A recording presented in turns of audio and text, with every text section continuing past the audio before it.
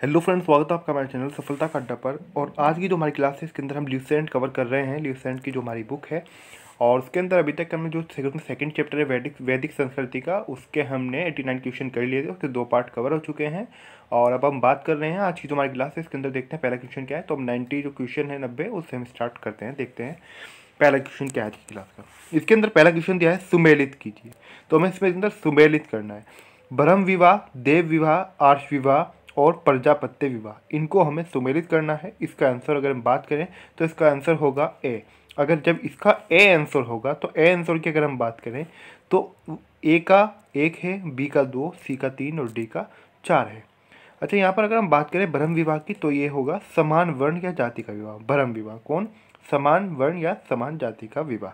देव विवाह की बात करें, पुरोहित का पारिश्रमिक से मिले कन्या के साथ विवाह। क्या? पुरोहित का पारिश्रमिक में मिले कन्या के साथ विवाह है देव विवाह।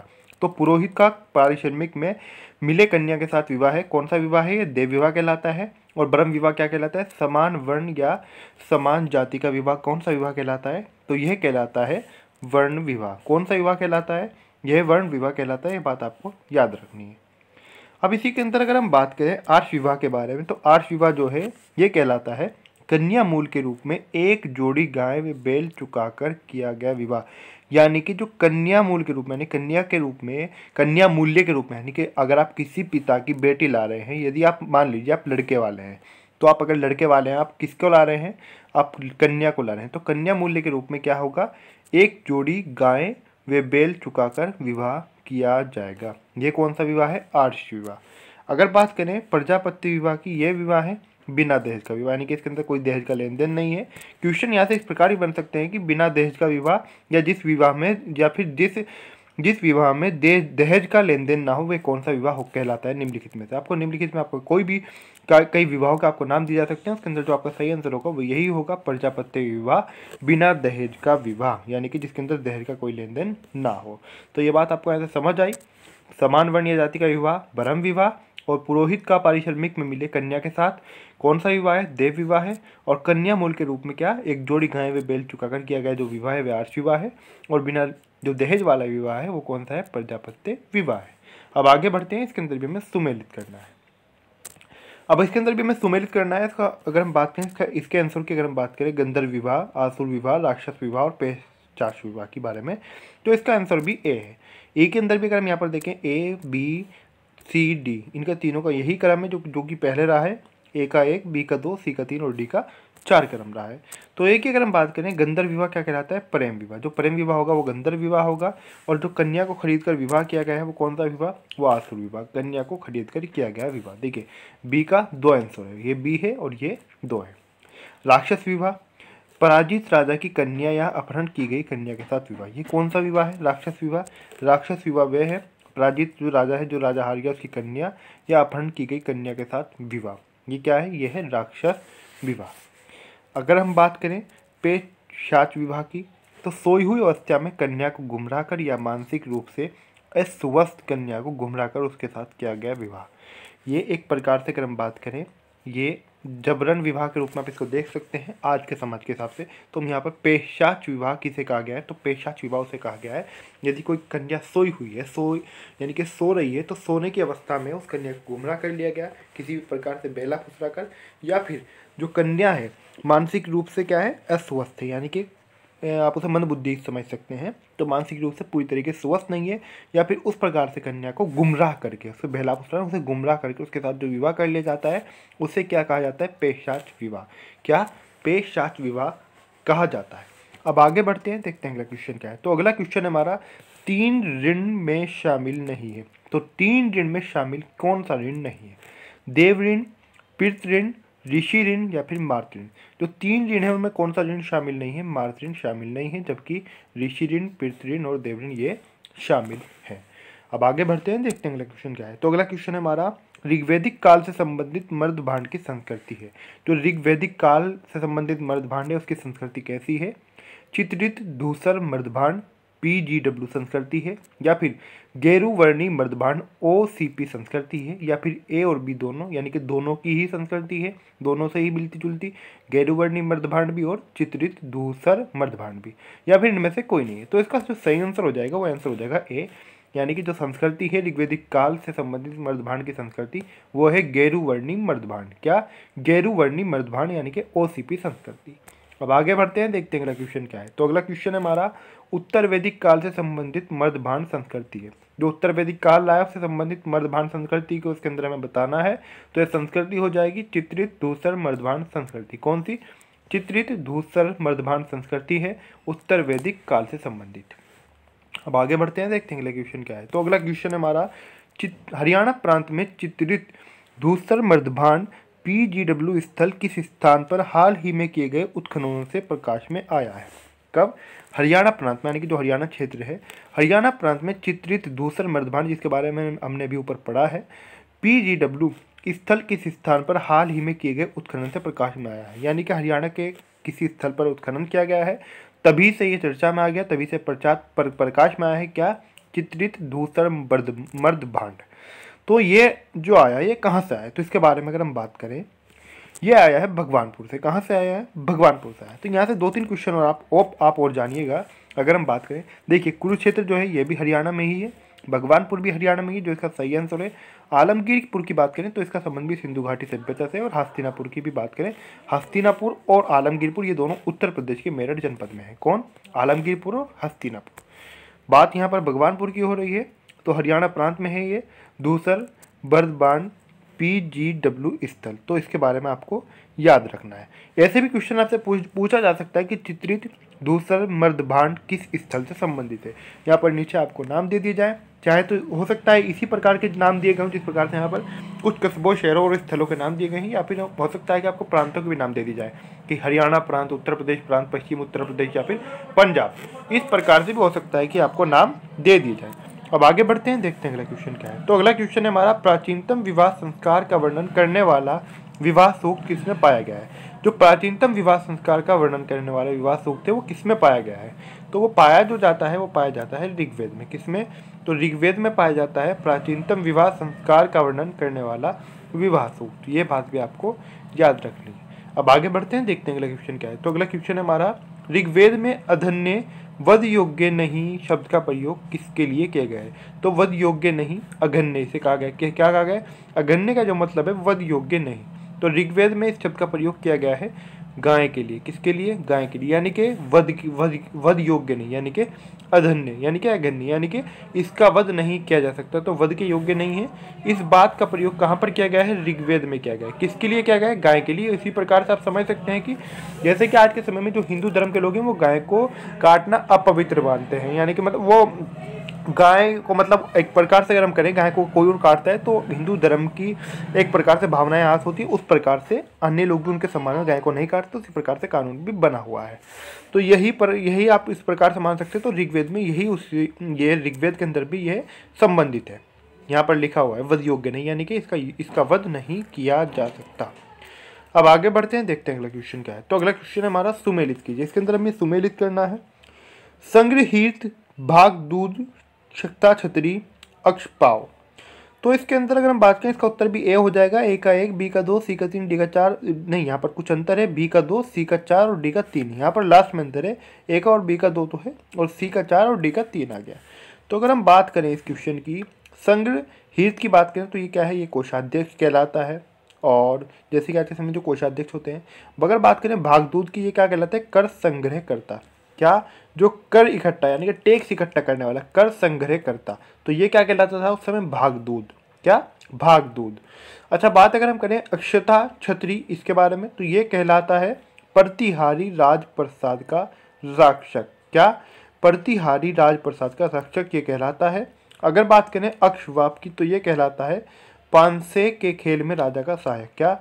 कोई पांसे का खेल है उसके अंदर राजा का सहायक क्या कहलाता है? अक्षवाप। ये बात आपको याद रखनी है। अब आगे बढ़ते हैं, देखते हैं अगला क्वेश्चन क्या है। तो अगला क्वेश्चन है हमारा ऋत प्राकृतिक संतुलन स्थापित करने के कारण किस वैदिक देवता को त्रितस्य गोप कहा गया है? तो त्रितस्य गोप कहा गया है क्यों? ऋत यानी कि प्राकृतिक संतुलन स्थापित करने के कारण। तो ये कहा गया है वरुण को। किसे कहा गया है? ऋतस्य, क्या कहा गया है? ऋतस्य गोप कहा गया है किसे? वरुण को कहा गया है। अब अगला क्वेश्चन है हमारा, निम्नलिखित में से कौन मूलतः जल या समुद्र का देवता था? यहाँ पर नाम दिए गए हैं, उनमें से जल या फिर समुद्र का देवता कौन था उनमें से? तो ये जल और समुद्र का जो देवता था वो था वरुण। कौन? वरुण था। अब आगे बढ़ते हैं, देखते हैं अगला क्वेश्चन क्या है। तो अगला क्वेश्चन है हमारा, तीन कर्मों यानी कि पंगों में, तीन कर्मों में तीन लोगों को माप लेने के कारण किस उपक्रम कहा गया है? तो तीनों लोगों को माप लेने के कारण किसे उपक्रम कहा गया है? तो उपक्रम कहा गया है विष्णु को। किसे कहा गया है? विष्णु को उपक्रम कहा गया है। किसे? ना तो सूर्य को, ना सवित्र को, ना मित्र को, तो विष्णु को उपक्रम कहा गया है। अगला क्वेश्चन है हमारा, सुमेलित कीजिए। इसके अंदर भी हमें सुमेलित करना है। इसके आंसर की अगर हम बात करें तो इसके आंसर भी उसी प्रकार से हैं जैसे कि पहले थे, ए का 1, बी का 2, सी का 3 और डी का 4। अगर हम बात करें पूषण की, पूषण किसे कहा जाता है? तो विवाह का देवता क्या? पूषण। और रुद्र पशुओं का देवता। घोष दो क्या है? जगत के पिता। और अदिति देवों की महान माता। क्या? अदिति कौन है? देवों की महान माता। घोष जगत के पिता। रुद्र पशुओं का देवता। पूषण विवाह का देवता, यानी कि विवाह का देवता कौन है? पूषण है। अब आगे बढ़ते हैं, देखते हैं अगला क्वेश्चन क्या है। तो अगला क्वेश्चन है हमारा, मनुस्मृति मुख्यतः संबंधित है। तो मनुस्मृति किससे संबंधित है? अर्थशास्त्र से, कानून से, राज्य कार्यपद्धति से या फिर समाज व्यवस्था से। तो मैं मनुस्मृति के बारे में बताना है, तो ये समाज की व्यवस्था से संबंधित है। क्या? मनुस्मृति। अगला क्वेश्चन है हमारा, गायत्री मंत्र की रचना किसने की थी? तो गायत्री मंत्र की जो रचना की थी वो की थी विश्वामित्र ने। किसने की थी? विश्वामित्र ने की थी गायत्री मंत्र की रचना। अगला क्वेश्चन है हमारा, अवेस्ता और ऋग्वेद में समानता है। अवेस्ता किस क्षेत्र से संबंधित है? तो अवेस्ता और ऋग्वेद इन दोनों में समानता है। अवेस्ता किस क्षेत्र से संबंधित है उसके बारे में हमें बताना है। भारत से, ईरान से, इजराइल से या फिर मिस्र से। किससे संबंधित है? ये संबंधित है ईरान से। किससे? तो ये संबंधित है ईरान से। क्या? अवेस्ता। अगला क्वेश्चन है हमारा, निम्नलिखित में से कौन सी एक ऋग्वेदिक आर्य की लाक्षणिक विशेषता नहीं है? तो एक ऋग्वेदिक जो आर्य थे उनकी एक लाक्षणिक विशेषता नहीं है इनमें से, यानी कि और सभी विशेषताएं हैं। वे अश्वों यानी कि घोड़ों, रथों और कांस्यों के उपयोग से परिचित थे। वे लोहे के उपयोग से परिचित थे। वे गौ से परिचित थे जो संपत्ति का सर्वाधिक महत्वपूर्ण रूप थी। वे ताम्र और आधुनिक हल फाल के उपयोग से परिचित थे। तो इसके बारे में बताना है। ये CDS 2011 में क्वेश्चन भी आया है। तो वो परिचित किससे नहीं थे, यानी कि उनकी विशेषता जो नहीं है वो क्या है? वे लोहे के उपयोग से परिचित थे। ये उनकी विशेषता नहीं है, वे लोहे के उपयोग से परिचित नहीं थे। यानी कि उसको अगर परिचित 1% होगी भी तो वो इसके प्रयोग में नहीं लाते थे। और इसका उपयोग वे अगर हमने इससे जो पहले पढ़ा था, जो सिंधु घाटी सभ्यता के बारे में पढ़ रहे थे, जिससे पहले वैदिक संस्कृति हम पढ़ रहे हैं, तो उस समय की हम बात करें तो उसके अंदर लोहे से वे लोग अधिकांश उससे लोहे के बारे में उनको नहीं पता था। उनको लोहे के बारे में ज्ञान नहीं था। यानी कि लोहे उस समय में था, होगा या नहीं होगा ये बात नहीं है, लेकिन लोहे का वे लोग इस्तेमाल नहीं करते थे। तो लाक्षणिक विशेषताएं जो हैं वो हैं अश्वों, रथों और कांस्य के उपयोग से परिचित थे, ये भी है। वे गौ से परिचित थे और जो संपत्ति का सर्वाधिक महत्वपूर्ण रूप थी, ये भी है। वे ताम्र और आधुनिक हल फाल के उपयोग से परिचित थे, ये भी है। तो अगला क्वेश्चन है हमारा, ऋग्वेद में निम्नांकित किन नदियों का उल्लेख अफगानिस्तान के साथ आर्यों के संबंध में सूचक है? तो ऋग्वेद में जो निम्नांकित है, किन नदियों का उल्लेख अफगानिस्तान के साथ आर्यों के संबंध का सूचक है? तो आर्यों के संबंध का सूचक है कुभा, कर्मु, विपाश, शुतुद्री, पृष्णी या फिर आस्किनी। तो कुभा, कर्मु जो है, कुभा और कर्मु ये नदियों का नाम दिया गया है। नदियों का उल्लेख किया गया है, अफगानिस्तान के आर्यों के संबंध का सूचक है। कौन कौन सी नदी? कुभा व कर्मु किसके संबंध का सूचक है? आर्यों का। किसके साथ? अफगानिस्तान के साथ। इनके नदियों के नाम है। अगला क्वेश्चन है हमारा, धर्म तथा ऋतु भारत की प्राचीन वैदिक संस्कृति के एक भारत की प्राचीन वैदिक संस्कृति के एक केंद्रीय विचार को चित्रित करते हैं। तो धर्म तथा ऋतु भारत की जो प्राचीन वैदिक संस्कृति है उसके केंद्रीय विचार को चित्रित करते हैं। इस संदर्भ में निम्नलिखित कथनों पर विचार कीजिए। तो निम्नलिखित कथनों पर हमें विचार करना है, इनमें से कौन सा सही है? धर्म व्यक्ति के दायित्व एवं स्वयं तथा दूसरों के प्रति व्यक्तिगत कर्तव्यों की संकल्पना था। जो धर्म था वो व्यक्ति के दायित्वों और खुद तथा दूसरों के प्रति व्यक्तिगत कर्तव्यों की संकल्पना था। या फिर ऋत मूलभूत नैतिक विधान था जो सृष्टि और उसमें अंतर्निहित सारे तत्वों के क्रियाकलापों को संचालित करता था। इसके बारे में देखना है इनमें कौन सा सही है। तो इसका सही आंसर जो हो जाएगा वो हो जाएगा 1 व 2। तो ये दोनों ही 1 व 2 दोनों इसके सही आंसर हो जाएंगे। तो अगला क्वेश्चन हमारा 109 जो है आर्यों के आर्किटिक होम सिद्धांत का पक्ष किसने लिया था? तो आर्यों के होम सिद्धांत का, आर्किटिक होम सिद्धांत का जो पक्ष लिया था वो लिया था बीजी तिलक ने। किसने लिया था? बीजी तिलक ने। ये बीजी तिलक ने लिया था। क्या लिया था? आर्किटिक होम सिद्धांत का पक्ष। आर्यों के जो आर्किटिक होम थे उसके सिद्धांत का पक्ष लिया था बीजी तिलक ने। अगला क्वेश्चन है हमारा, सूची 1 को सूची 2 के साथ सुमेलित करना है इसके अंदर हमें, और सूचियों के नीचे कूट से उसके सही उत्तर का चयन करना है। तो इसका सही उत्तर हो जाएगा बी, यानी कि ए का 2, बी का 3, सी का 1 और डी का 4 हो जाएगा। कुभा की अगर हम बात करें, कुभा ए है और एक का क्या है? 2 है, यानी कि कुभा का काबुल है। कहाँ पर? जो वैदिक नदियाँ थी उनका आधुनिक नाम काबुल। और बी की अगर हम बात करें, बी कौन सा है? बी का तीसरा हो जाएगा पुरुषनिका, यानी कि रावी नदी। बात अगर हम करें सी की, सी का हो जाएगा एक सदा नीरा का, यानी कि गंडक। और बात अगर शूतुद्री करें तो ये हो जाएगा सतलुज नदी संबंधी। किससे? सतलुज नदी से। अब आगे बढ़ते हैं, देखते हैं अगला क्वेश्चन क्या है। तो अगला क्वेश्चन है हमारा, अगले क्वेश्चन की अगर हम आपसे बात करें तो अगला क्वेश्चन है हमारा, ऋग्वेद में कुल सूक्त हैं। तो ऋग्वेद में जो सूक्त हैं वो कितने हैं? तो 1028 सूक्त हैं। किसमें? ऋग्वेद में। अगला क्वेश्चन है हमारा, पूर्व वैदिक आर्यों का धर्म प्रमुखते था। जो पूर्व वैदिक आर्य थे उनका धर्म जो था प्रमुखते, वो क्या में था? भक्ति में, मूर्ति पूजा और यज्ञ में, या फिर प्रकृति पूजा और भक्ति में? तो इनका जो प्रमुखते जो धर्म था पूर्व वैदिक आर्यों का, यह था प्रकृति पूजा और यज्ञ में। किसमें? प्रकृति पूजा और यज्ञ में इनका धर्म था। अगला क्वेश्चन है हमारा, निम्नलिखित में से किसे परमाणुवाद का जनक कहा जाता है? तो परमाणुवाद का जनक कहा जाता है महर्षि कणाद को। किसे? महर्षि कणाद को कहा जाता है, यानी कि सी इसका सही आंसर हो जाएगा।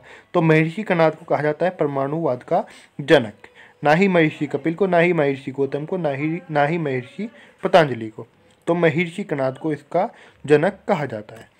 अगला क्वेश्चन है हमारा, शतपथ ब्राह्मण से संबंधित राजा विदेद माधव से संबंधित ऋषि थे। तो शतपथ ब्राह्मण से संबंधित राजा विदेद जो थे ये माधव से संबंधित ऋषि थे। तो इसके बारे में हमें बताना है। तो ये थे ऋषि गौतम रहुगण। कौन? ऋषि गौतम रहुगण। और ये क्वेश्चन भी यूपी पीसीएस में आ चुका है 2013 में। तो आज की जो हमारा चैप्टर है, कौन सा? वैदिक संस्कृति का हमारा चैप्टर था। इसका आज हमने 3 पार्ट कंप्लीट किया। तो ये हमारा पूरा हो गया यहाँ तक। इससे पहले 2 पार्ट और इसके आ गए हैं, यानी कि हमने जो पूरे चैप्टर को, वैदिक संस्कृति को जो हमने कवर किया है वो 3 पार्ट में इसको पूरा किया है। एक लंबा चैप्टर था। अब आगे बढ़ेंगे और इससे जो नेक्स्ट क्लास आएगी वो हमारा जो इससे अगला चैप्टर होगा, तो उसमें अगला चैप्टर जो है हमारा ल्यूसेंट की बुक का, उसको कवर करेंगे। तो अभी तक आपने हमारे चैनल सफलता का अड्डा सब्सक्राइब नहीं किया तो प्लीज़ जरूर सब्सक्राइब कर दें। सब्सक्राइब करते समय बेल आइकन को प्रेस करना ना भूलें। और अभी तक आपने लाइक तो कर ही दिया होगा, शेयर भी कर दिया होगा और कमेंट भी करके जरूर बताएं कि आपको क्लास कैसी लगी।